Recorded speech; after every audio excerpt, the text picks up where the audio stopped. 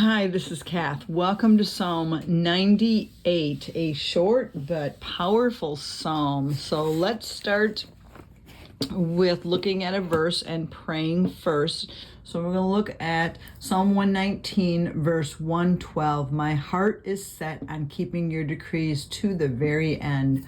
Lord, we pray that our hearts would be set on keeping your word, no matter what it says, no matter how uncomfortable it might be, no matter what mood we're in, Lord. Let us help us keep our hearts set on keeping your word forever.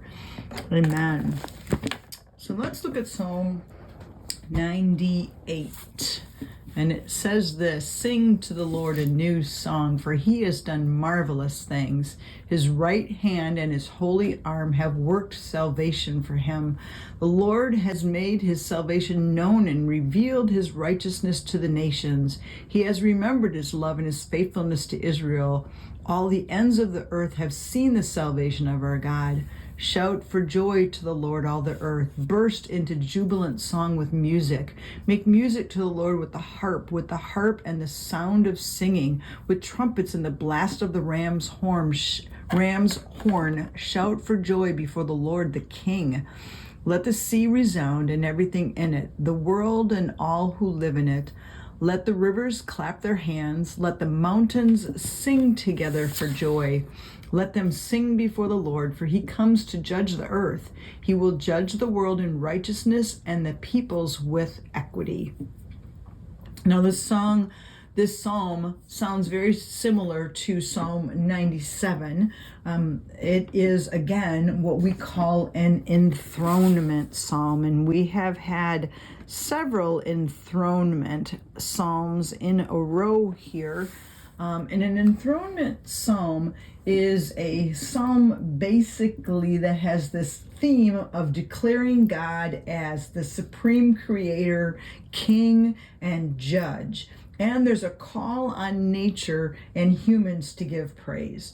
And that's what we see in this psalm. Again, it's like this worldwide party where heaven and earth come before God and worship and sing. And so that's what this psalm is really all about again. So what we're going to do is, like we have been doing, we're just going to mark some words of what the call is and why. So as we look at the first part, it says, sing to the Lord. So here we have, again, we're supposed to sing to the Lord. And then why? Because he has done marvelous things. Okay, and one of the marvelous things that he has done is his right hand and his holy arm have worked salvation. Now, when we see the word right hand or holy arm, sometimes you see the word strong arm, or I can't remember what the other one was, but what that means is it's just talking about God's power and his might or his strength. So I'm going to just write that right in here, his right hand and his holy arm, and I'm just going to put an arrow that says power and strength. Sometimes this is used to talk about God. There are a few verses where it talks about Pharaoh's mighty arm, and it's the same thing. It means his power and his strength. So God's power and strength have worked salvation, and again, that is a reason to praise him. The Lord has made known his salvation, which I love that. It's not that he's just created salvation, but he has made it known for us so that we are able to see it. Sometimes I think we forget that he has made it for us to see. And then it says, the Lord has made his salvation known and revealed his righteousness to the nations. Now, we've looked up this word righteousness before. This is this quality that God has of doing things right. So he has revealed his righteousness, and generosity is part of that word, tzedek, righteousness to the nations. He has remembered his love and his faithfulness to Israel. So here's another reason to praise him. So we praise him for his righteousness, and we praise him for his love and faithfulness.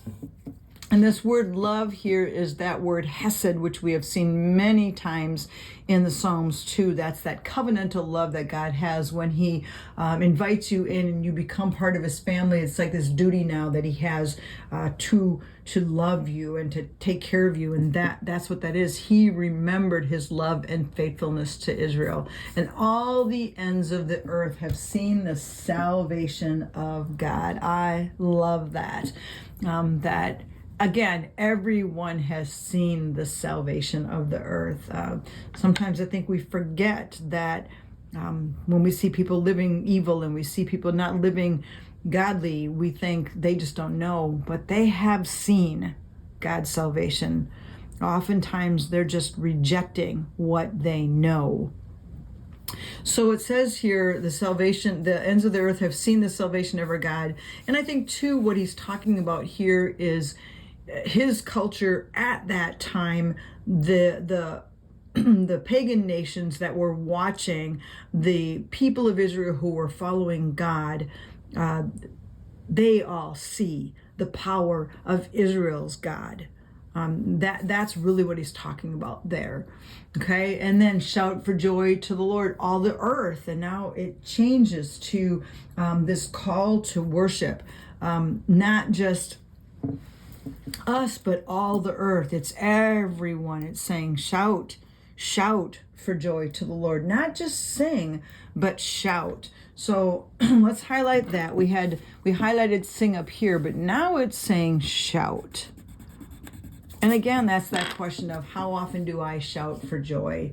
Burst into jubilant song with music. Make music to the Lord with the harp and with the sound, and the sound of singing, with trumpets and this blasters, this like the whole orchestra that's playing and shouting to the Lord. That's the call that we are supposed to live by, is shouting and worshiping him, shouting for joy before the Lord the King. And here's where we see that enthronement again. It's talking about the Lord, the King.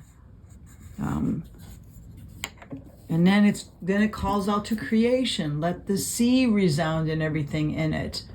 All who live let the rivers clap their hands. Let the mountains, again, that's back to creation, is going to join in this jubilant song that humans are making, right? Shout for joy to the Lord, all the earth, all you humans.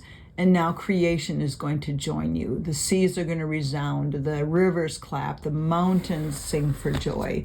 So even creation joins in this beautiful choir, noisy praise to the Lord. And then it says, let them sing before the Lord, for he comes to judge the earth. So remember, we were talking about an enthronement psalm being a psalm that talks about God being creator, God being king, and God being judge. And so here we see God as king. Now we're seeing he is coming to judge. He is coming to judge the world in righteousness.